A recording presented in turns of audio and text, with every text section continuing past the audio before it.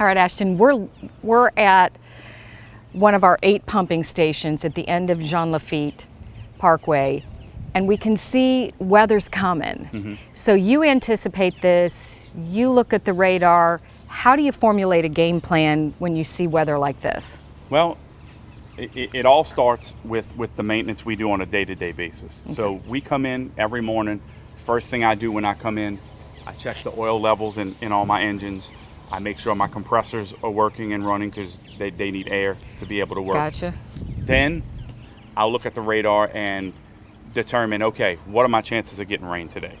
Then I'll come out and I'll look at our gauge here, find out what level my canal is at. We're probably at 7, so that means in between we're 7. Go ahead. 7.0 and 7.5 is in where we're at right now. The lilies during the summer, they get thicker, and they're about 1.5 feet thick right now. Okay. So that's below sea level we're talking about.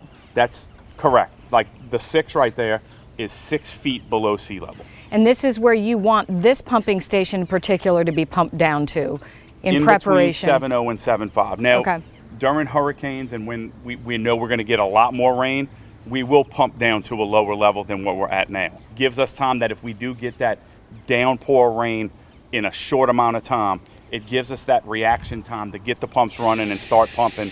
Because sometimes you start the pumps and you don't see, even though you're pumping water out, you don't see the results right away. Right. Because just as much water is coming in as you're pumping out. Or sometimes more. Sometimes we'll be pumping at a high RPM and the water level is still rising.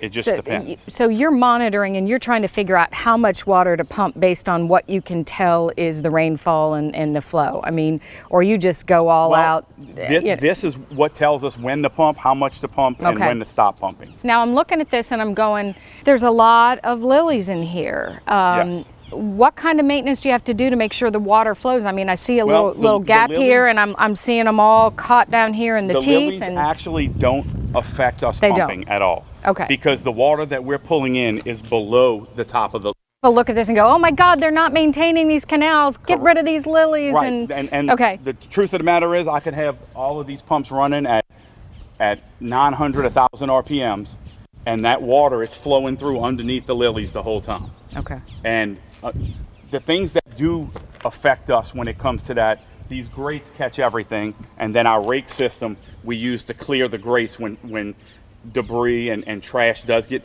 We've pulled up mattresses, couches. I'm sure you've seen it all. Imagine that people would throw into the canal, like when it's trash to them, a refrigerator, whatever.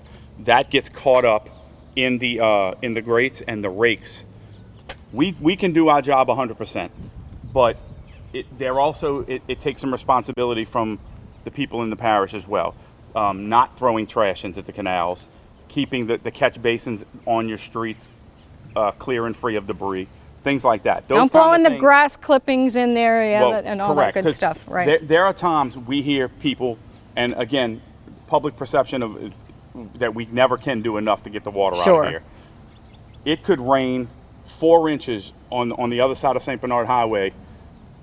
It might take an hour and a half for that rain to actually get here because of catch basins being clogged up. And so no matter what you do here, right? As parishioners, we need to do everything we can to make sure that water has an open and clear path to get to us. Once it's to us, we can pump it and get it out of here.